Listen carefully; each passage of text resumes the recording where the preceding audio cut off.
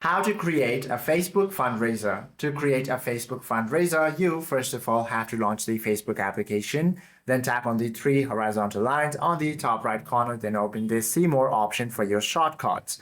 Now you should be able to find the fundraiser option over here. However, it is not yet available within my region, so I cannot show you. But once you tap on that option, you should be able to click or tap the blue Raise Money or Create Fundraiser button. Once you tap on it, you simply have to tap the nonprofit or charity option.